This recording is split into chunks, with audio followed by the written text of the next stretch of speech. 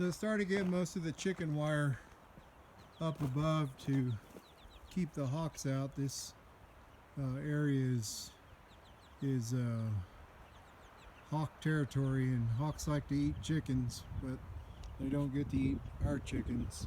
So we're putting up this chicken wire across the top to protect them. I'm almost done, but I still got to secure it and tighten it up and all those good things. But it's one of the last things that we're working on.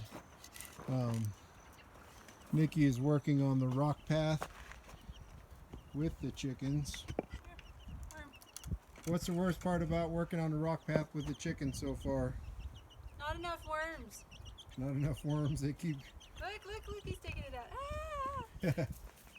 So she's digging and they're pecking at the worms, the earthworms. Got it. So now he'll take off running. But every time she digs up, well, There's one. that one wants to be a movie star. Here, baby. Right here. He's trying to get it. Here, guys. Right here. So every time she digs up a patch for the rocks, the chickens are at the dirt, so they're right at her feet. So she's having to watch out for stepping on them. But they're learning what worms are today. And where to find them. It's been entertaining for me too. Oh, but yeah, it's been these little guys. They are basking in the sun, taking their sun baths there in the corner. But it's almost like working with a bunch of little monkeys with these guys. They're in everything. I had this ladder up yesterday trying to put the chicken wire up, and I was having a fight with them because they were getting up to the third and fourth rung of the ladder. So they're definitely growing and exploring and learning, and we're growing and exploring and learning with them. But chicken coop is almost 100% complete. We've got them pretty well contained from predators and keeping them from escaping. They're becoming little Houdinis every day. So, but putting in a rock path, and I guess the next thing would be to maybe paint the coop. Hot pink. Yeah, I don't see a pink chicken coop out here. But we've got five other little babies. That one found a worm all by himself. Hey guys, here. So one gets a worm and the other one's chasing him. She's chasing him.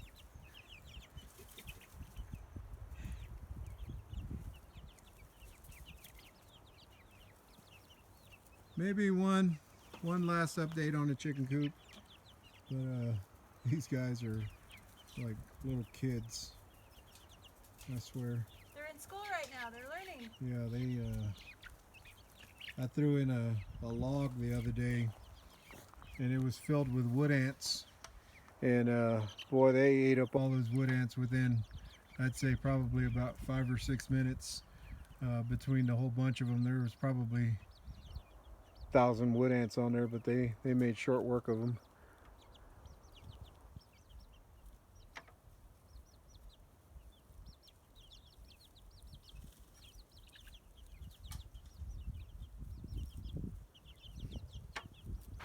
All right, time to hydrate.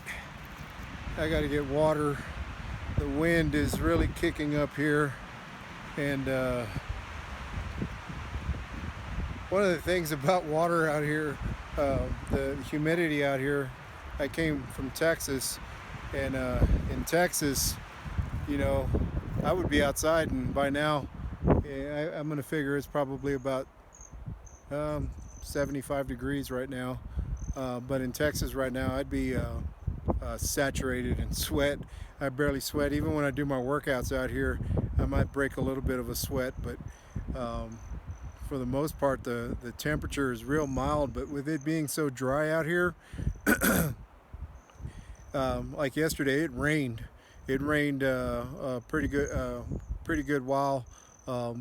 Early this morning, yesterday morning, and then Monday during the day it rained. So it was really slippery and muddy out here, but it's dry. I mean, it is completely dry out here, and that's what happens when we're out here. We find ourselves dehydrated quickly because we're not sweating, but our body fluids are definitely needing replenishment. And you know, you can by hour and a half of working, it's like, shit, I need something to drink. So we have a cooler out here, and it's kind of interesting because we've never put ice in this cooler. We filled it up with water. It's been filled with water since we got here, and we never put ice in it, but it remains ice cold. The water stays ice cold in that cooler, so we keep drinks in there. My next thing to figure out is, since we don't have a refrigerator here of sorts, we buy a lot of meats and vegetables and some dairy products and whatnot, and those things need to be kept cool. I have been researching on digging a hole in the ground and putting one of those ice chests, put a big ice chest like that into the ground, and keeping it out of the sun. When you put it on the north side of the the mountain, things stay pretty cold. A lot of people don't have refrigerators up here. They have cold rooms. So I'm thinking about just digging a hole, burying an ice chest, and figuring out some kind of lid or extraction system to where it's deeper and stays cooler. So, but during the winter time, we definitely don't need a refrigerator. I would say going into fall, we're probably not going to need a refrigerator. But back to work. Alrighty, we have almost finished the chicken coop. He gave an update earlier on what we were doing, and we ended up being a piece of chicken wire. This stuff right here, we ended up being a piece short. We're kind of piecemealing it together because we're doing a lot of reclaim stuff. So the chicken wire is not coming fresh in rolls. It is coming off of old structures. And so, you know, if you've ever used chicken wire, it's not easy to deal with in terms of used chicken wire. Some of it's probably been there for 10, 15, maybe 20 years. Little rusted, but we'll get it all straightened out and it'll look good. Also finishing up the rock walkway that we've got going on down here. So I'll walk over here and you can kind of see back this way behind me.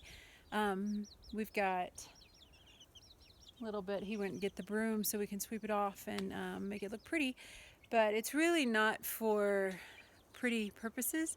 What we're doing this for is whenever we come in the mornings and it's been raining, it provides us with a place that doesn't really have a lot of mud on it. So that being said, it's really not for vanity's sake. It's really for functional sake. It's just rocks from the land that we've collected. But you can see the chickens, they've been going crazy as we've dug up the space to set the rocks in. We'll find worms, and they have learned today that a dirt clod contains several worms, so they've learned how to seek out the worms in the clods. And of course they've learned that I break them up. So that being said, chicken wire up overhead to prevent the hawks, the chicken hawks.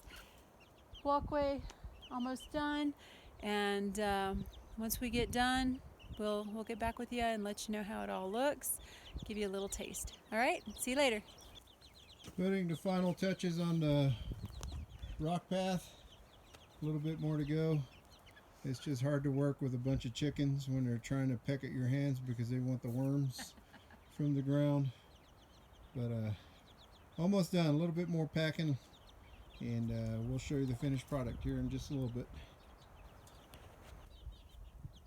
Okay, the rock path is in place. I think it came out pretty good, considering we just used all material from the land. Drug all these rocks from the side of the road. Wherever we were driving, we found rocks, flat rocks, and just dug them in. And it's a necessity here because when it rains, if you walk in the mud, you get taller and taller as you walk because the mud just keeps building up on the bottom of your shoes and on your tires. So at some point that mud is just going to keep building up. So it's good for us to be able to have a path to walk in here and check on these guys when it rains without tracking mud everywhere. But as I said, the mud gets real sticky here. So now I don't have to worry about coming out here after a rain and being 6 foot tall by the time that I get back to the cabin.